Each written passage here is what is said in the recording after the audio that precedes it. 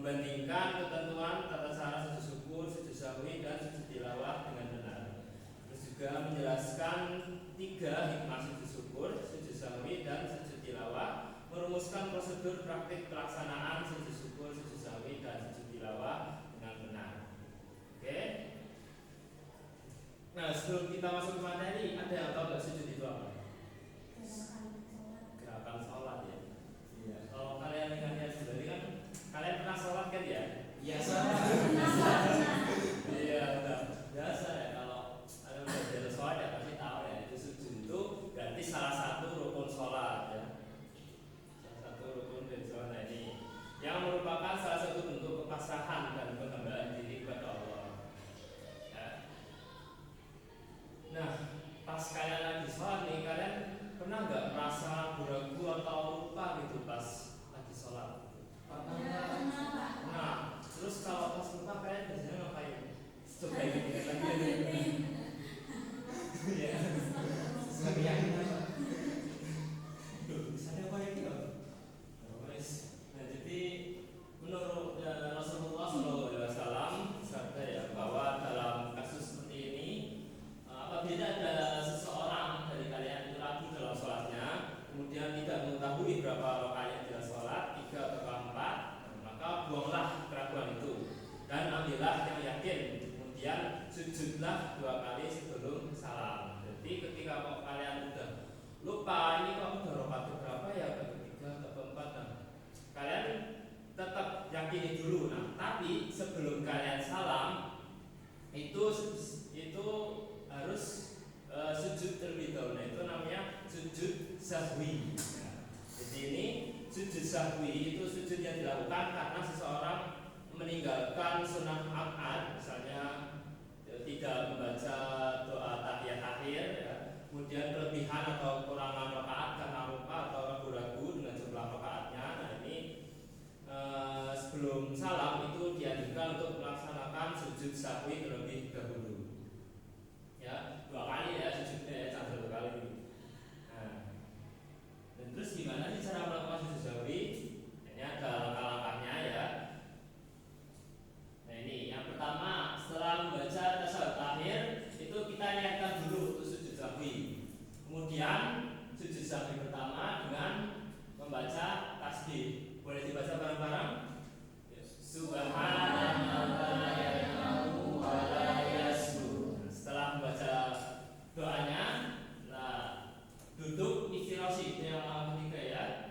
Seperti itu duduknya, seperti duduk di antara 2 sujud ya. Kemudian sujud lagi dengan baca tasbih, kemudian duduk tawarruk, duduk di tahiyat akhir, setelah itu salam.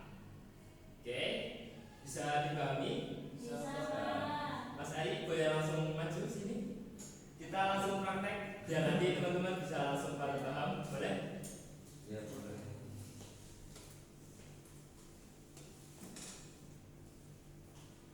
Prakteknya gimana? Masa kemana? Aduh, gimana di sini kok? Atau sini aja wes? Di sini. Nah ya. Nah, duduk tahiyat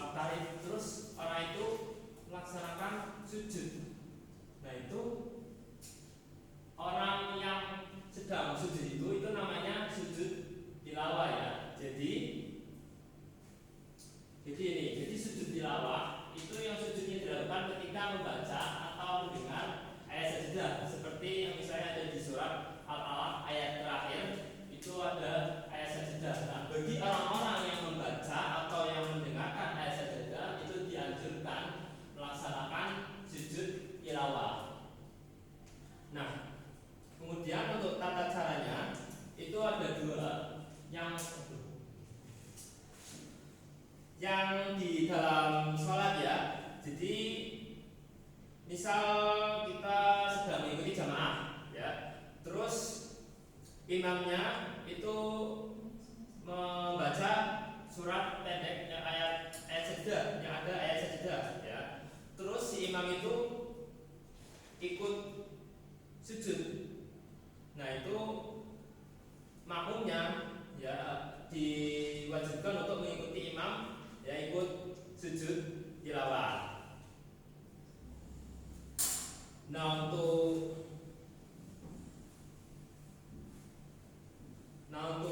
melakukan sujudnya itu berarti setelah membaca atau mendengarkan itu dianjurkan langsung sujud. Nah, kemudian bangun lagi ke posisi semula. Nah, tapi kok semisal pas kalian sedang sholat jamaah terus imamnya kok enggak sujud tilawah ya, berarti kalian tidak perlu melakukan sujud tilawah.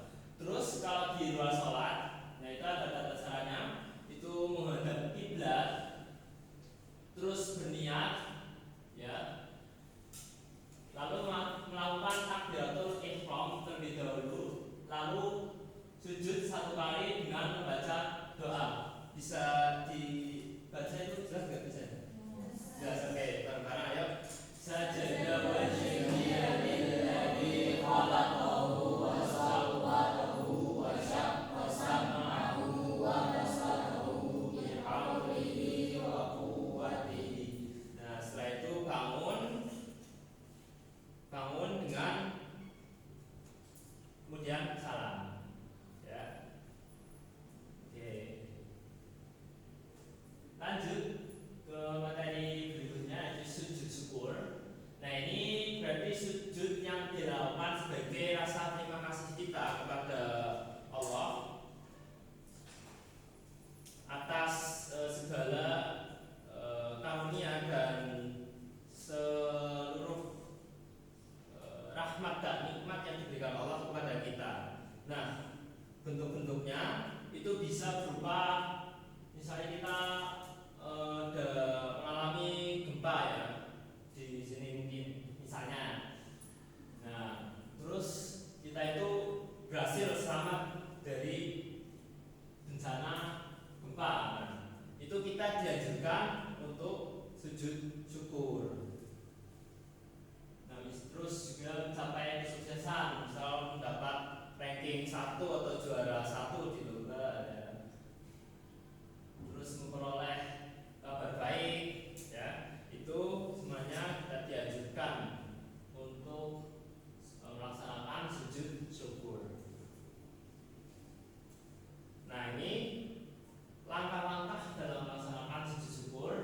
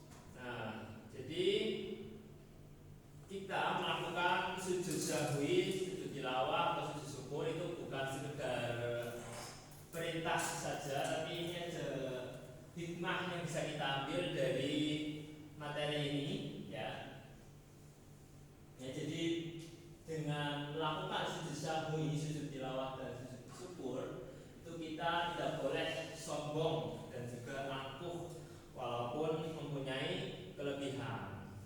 Ya.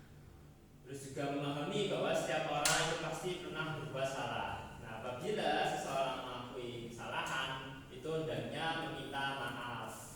Ya.